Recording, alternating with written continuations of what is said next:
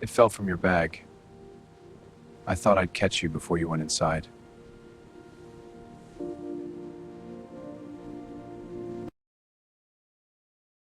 She did not believe him at first.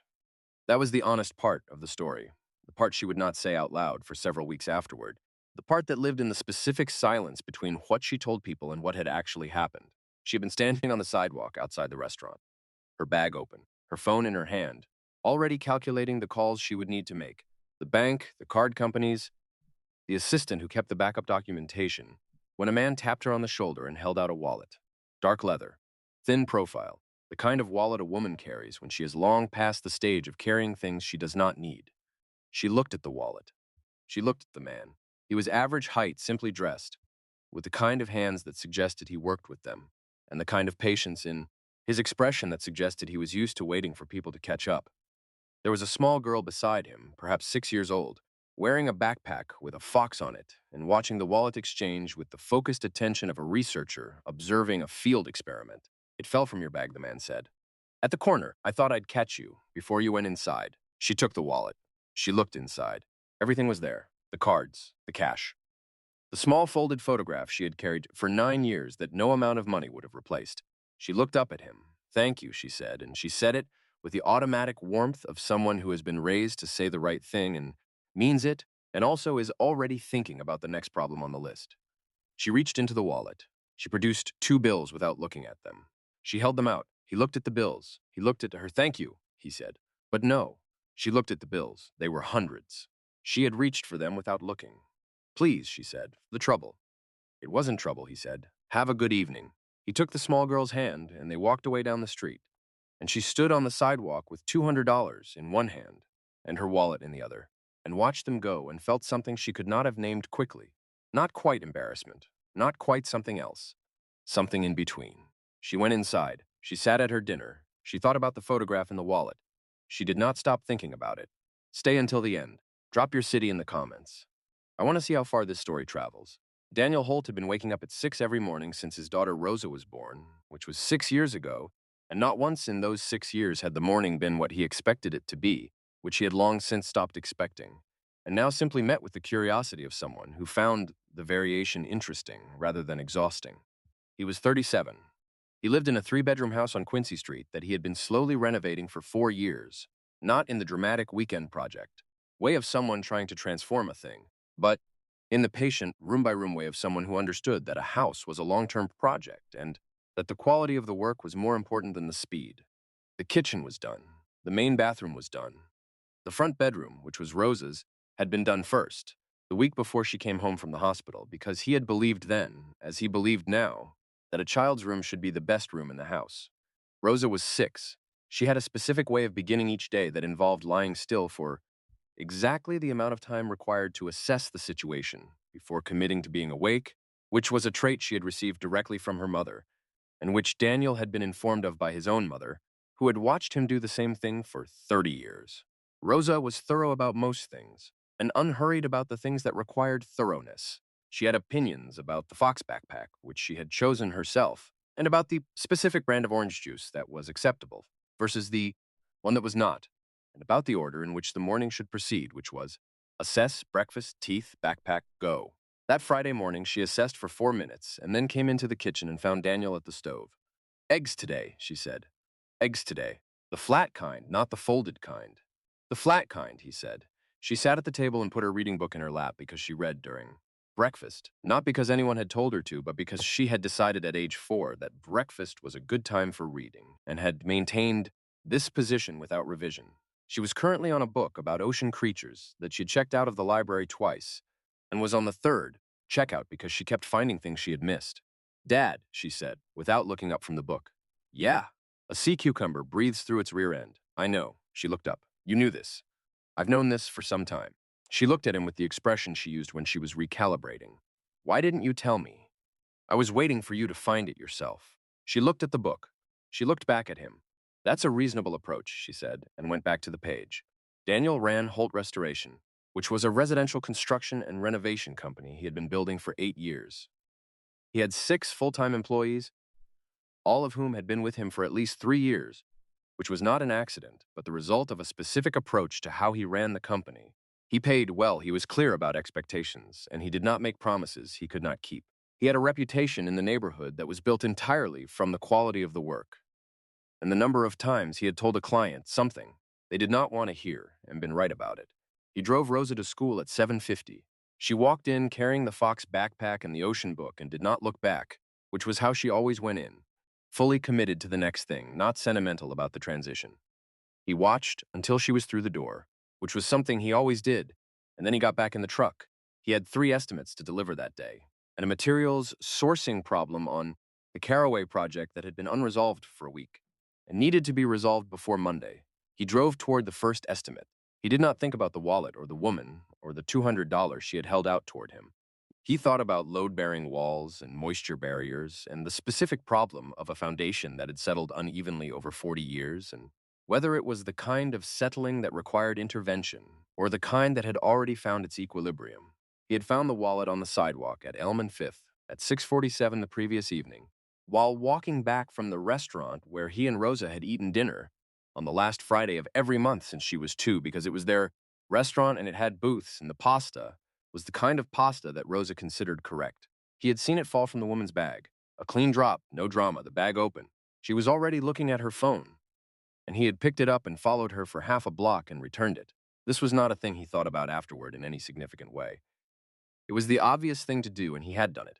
He thought about the foundation. Sylvia Park ran Park Meridian Capital from an office on the 14th floor of a building that looked out over the lake on clear days and over a wall of gray on the other kind, and she had long since stopped seeing either as a signal of anything.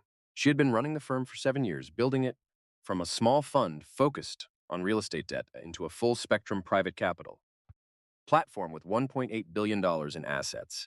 And in those 7 years, she had developed a relationship with her office window that was entirely functional. It was where the light was. She was 42. She had been profiled in the Chicago Tribune's business section twice and in Crane's once. The Crane's piece had called her the most underestimated investor in the Midwest, which she had received with the specific amusement of someone who had found that being underestimated was, on balance, a strategic advantage. She was also, on the Friday morning after the wallet, in a state of distraction that her assistant had noticed and not commented on because her assistant was perceptive and understood which things to leave alone. The wallet was in her bag. The photograph was in the wallet. The photograph was a small, slightly faded image of her father, taken when she was 9 at a park on a Sunday, the kind of photograph that exists in every family and that only one person in the family knows is irreplaceable. Her father had died 4 years ago. The photograph was the only one she had of him looking genuinely happy, not posed, not performing, just present, in the particular way of a man who had learned late in life how to be fully in the moment he was in. She had been carrying that photograph for 9 years. The man had returned the wallet without looking inside. She was certain of this. The timing did not allow for it, and there was something in the way he had held it out that was not the way you hold. Something you have examined. He had simply picked it up and brought it back, and declined the money and left. She had thought about this more than was warranted for a Friday evening and a Saturday morning. She had thought about the declined $200, which was not a small amount, and about the small girl beside him who had watched the exchange with the attention of a junior researcher, and about the fact that he had said it wasn't trouble in a way that she could not find a performance in. On Saturday, she went back to the corner of Elm and Fifth at roughly the same time of the previous evening. She was not sure what she was looking for. She was sure enough to go. She stood at the corner for a few minutes. She looked at the restaurant on the opposite side of the street. She went in. The woman at the host stand recognized her from the previous evening. She asked if she was meeting someone. Sylvia said she was actually looking for a man who came in the previous Friday. She described him briefly. Mentioned the child the Fox backpack. The host said yes, she knew who she meant. He came in the last Friday of the month. Same booth in the back. Sylvia looked at the restaurant. The booth in the back. A man and a small girl once a month. Same. He thanked the host and left. She did not know why she had needed to know this. She knew that she had needed to know it. The following Friday, she went back to the restaurant and asked the host if she could be seated near the back. She was shown to a table 2 booths from the corner. She ordered food she did not intend to eat more than half of and opened the document she had, brought in the way of plausible professional purpose. He came in at 6:40 with Rosa, who was wearing the Fox backpack over a jacket that had something drawn on the sleeve in what appeared to be marker. A small sea creature, possibly a cuttlefish, possibly something Rosa had invented. They were shown to their booth. Rosa took the window side. She put the backpack down and produced a book immediately. He ordered for both of them without looking at the menu, the way people order when the menu is known rather than consulted. Sylvia looked at her document. She looked at the booth. She was not usually a person who did things she could not explain. She was precise and deliberate, and she built frameworks for her decisions the way other people built furniture, carefully with the right tools in an order that made structural sense. This did not fit any framework she could construct, and she had been trying for a week. She looked at the photograph in her wallet. She thought about the 9 years it had been in there, and the moment on the sidewalk when she had opened her bag and it was gone, and the next moment when it was in her hand again. She picked up her water glass. She put it down. She stood up and walked to the booth. He saw her coming before she reached the table. He placed her in 2 seconds. The restaurant last Friday, the wallet, the $200. Did not change his expression. He waited. She stopped at the end of the booth. "I'm sorry to interrupt," she said. "I'm Sylvia Park. You returned my wallet last week." He looked at her. "I remember. I wanted to thank you properly. I didn't last week. I offered you money and you declined, and I—" She stopped. "I wanted to say thank you the right way." He looked at her. He said, "You're welcome." Rosa looked at her from across the booth. With the direct, assessing attention she brought to new things. "You're the wallet lady," she said. Sylvia looked at the child. "I am," Dad said. "He found it on the sidewalk." "He did. I dropped it." Rosa considered this. "Was everything in it?" "Everything." "Then it worked out," Rosa said, with the satisfaction of a summary that covers the relevant facts, and looked back at her book. Sylvia looked at Daniel. He had the expression of someone watching something happen that is beyond his management and has accepted this. "Would you like to sit down?" he said. She looked at the booth. She looked at Rosa with the ocean book. She looked at the man who had declined $200 on a Friday evening without making anything of it. "For a few minutes," she said. "If that's okay." "It's okay," he said. She sat. Rosa did not look up from the book but said, without being addressed, "A sea cucumber breathes through its rear end." Sylvia looked at Daniel. "She's been telling people this all week," he said. "It's important information," Rosa said. Sylvia looked at the child with the ocean book, and the marker cuttlefish on her sleeve, and the fox backpack, and the complete comfort of someone who is exactly where she is supposed to be. "It is important," Sylvia said. "I didn't know that." Rosa looked up. She assessed Sylvia with the brief, complete attention she gave things worth assessing. "Now you do," she said, and returned to the page. They talked for 40 minutes. She had not planned to stay 40 minutes. She had planned to say thank you properly and leave. But the conversation did not produce a natural stopping point in the way she expected, because he talked about things. His work, the house on Quincy Street, the foundation problem he had solved that week, with the specific quality of someone who finds the thing itself interesting rather than finding the telling of it interesting. And she had been in professional environments for long enough that this quality was unusual enough to keep her attention. She asked about the renovation work.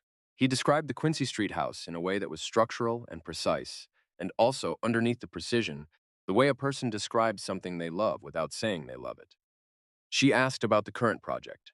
He described the foundation problem, the uneven settling, the 40 years of equilibrium, the question of whether to intervene or trust the equilibrium to hold. "How did you decide?" she said. "I looked at what was actually moving and what had already stopped. The sections that were still active needed attention. The sections that had found their rest, those I left alone." She looked at him. "That's a principle, not just a technique." "Most techniques are," he said. Rosa put down the book. She looked at both of them with the researcher's attention. She looked at Daniel. "Can I get the dessert that comes in the cup? The panna cotta." "The cup," she confirmed. He signaled the server. Rosa retrieved the book. Sylvia looked at the table. She looked at her wallet in her bag. She thought about the photograph and the 9 years and the sidewalk. "Can I ask you something?" she said. "Yes, why did you decline the money?" He thought about this for a moment. Not performing the thinking, actually thinking. "Because taking money for returning something that wasn't mine would have changed what it was," he said. "It would have made it a transaction. It wasn't a transaction." She looked at him. "Most people would have taken it." "I'm not most people," he said. Not with arrogance, with the simple accuracy of someone stating a fact about themselves that they have simply observed to be true.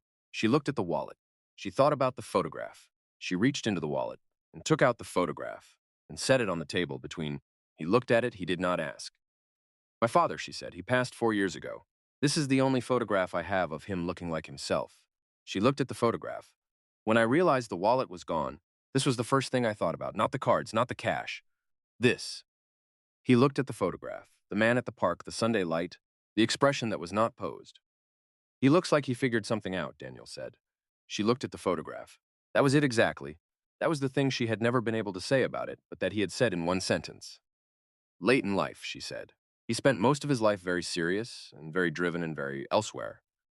And then something happened and he figured out how to be where he was. I didn't understand it until I was much older. She picked up the photograph. By then, he was already gone. He was quiet for a moment. The house on Quincy Street, he said. I bought it because my father and I had started restoring it together. He passed before we got far. He stopped. He looked at the table. It's not his anymore, but it's still a conversation. She looked at him. Rosa appeared from behind the ocean book. The panna cotta is going to come in the cup, she informed them, as if this required confirmation, and returned to the book. They were both quiet for a moment. The restaurant was doing what Friday evening restaurants do, warm and full without, being loud, the specific ambient quality of people not in a hurry. I followed you, Sylvia said. I should tell you that. He looked at her. Not! She paused. I came back to the corner the next day, and then I asked at the restaurant, and then tonight. She gestured at her table. 2 booths back, I had a document. He looked at her. His expression was not alarmed or offended. It had the quality of someone receiving information and deciding what it meant. Why, he said. She looked at the photograph she was holding. Because you gave this back to me, she said. And then you walked away. And I didn't understand people who do that without needing something for it. I still don't entirely. But I wanted to. He looked at the photograph. He looked at her. You understand it better than you think, he said. She looked at him. What makes you say that? Because you just told me the truth about following me when you didn't have to. Most people would have found a cleaner story. She looked at the table. She thought about this. Rosa put the book down. The panna cotta had arrived. In the cup is confirmed. She looked at Sylvia. Do you want to see the cuttlefish? She said. Sylvia looked at the sleeve. Yes, she said. Rosa's extended her arm. The marker drawing was small and precise, with the specific confidence of someone who had looked at a picture and copied what they saw, rather than what they thought they saw. I drew it this morning, Rosa said. From the book. It's very accurate, Sylvia said. I know, Rosa said, without self-consciousness, and picked up the spoon. She called her assistant on Monday morning and asked for everything publicly available on Holt Restoration. The assistant sent a file by noon. She read it in 30 minutes. 8 years of residential and commercial renovation work on the north side. 6 employees, all long tenured. A portfolio of before and after documentation on a website that had clearly been built by someone who cared more about showing the work than marketing it. No testimonial section, no awards listed, just photographs of rooms in progress and rooms complete. A contractor's license with a clean record. A BBB rating that had never been below A. She looked at the photographs for a long time. The kitchen work especially, the specific quality of the tile placement, the way the cabinetry met the ceiling, the joinery on a built-in bookcase that was the kind of joinery you only achieved if you either cared about the invisible parts or had been trained to care, and the difference between those two things was visible in the result. She was not in the residential renovation business. She was in the capital business. But Park Meridian Capital had been building a real estate debt portfolio for 7 years, and in that portfolio there was a consistent gap. The renovation and restoration projects in the 30 to 80 million range, the ones that required both construction expertise and financial sophistication to underwrite correctly, were the hardest deals to do well, because finding the operational partner with both qualities in one place was genuinely difficult. She was not thinking about this because she wanted to use him for something. She thought about it because it was true, and because she had a habit of noticing when things that were hard to find turned out to be in front of her, and because the man who had declined $200 on a Friday evening and described 40-year-old settling as a question of what had found its rest was the same man who had told her she understood herself better than she thought. And both of those things were the kind of thing you noticed. She called him on Tuesday morning. He answered on the second ring. This is Sylvia Park. She the wallet. I know, he said. I read about your work. Holt Restoration. A pause. How did you? I'm a capital allocator. Reading about businesses is what I do. Another pause. I'm not calling to offer you money for returning my wallet. A beat. What are you calling for? I have a class of deals in my portfolio that are hard to structure correctly because finding someone with both the construction depth and the financial understanding to be a genuine operating partner is difficult. She was direct because she did not know another way to be when the thing was clear. I'm not offering you anything today. I'm asking if you would be willing to have a conversation about what that kind of partnership would look like. Just a conversation. He was quiet for a moment. Not the quiet of someone stalling, the quiet of someone actually thinking. My Friday evenings are taken, he said. She understood what he meant immediately. Saturday morning, she said. I'll come to whatever is convenient. There's a coffee place on Marsh Street, he said. 8 o'clock. Rosa has swim class at 9, so I have an hour. 8 o'clock, she said. She arrived at 7:57. He was already there with a coffee in front of him and the specific quality of a man who is on time. Because being on time is a form of respect and not because he is trying to make a point about it. She sat down. She ordered. She said, "Before we talk about any of it, I want to say something." He waited. "I followed you to a restaurant because I couldn't make sense of a person who returned a wallet without needing something for it. And then I read your company file, and I called you on a Tuesday, and I came here today." She looked at the coffee. "I want you to know that none of that is because I'm trying to convert what happened on the sidewalk into a transaction. If at any point it starts to feel like that, I want you to tell me." He looked at her. He held the look for the specific amount of time that tells you someone has heard what you said, rather than just receiving the words. "Okay," he said. "Okay," she said. They talked for 55 minutes. He asked more questions than she expected, and the questions were not the questions she expected. Not about returns or structure or terms, but about which deals in her portfolio had succeeded and which had not, and what the difference had actually been in practice, the operational difference, the ground level difference. She answered honestly, including the 2 deals she wished she had not done and what she had gotten wrong about them. He listened the way he had listened at the restaurant, with the quality of someone building something from what they were hearing rather than simply registering it. At 8:53, he said, "I have to get Rosa."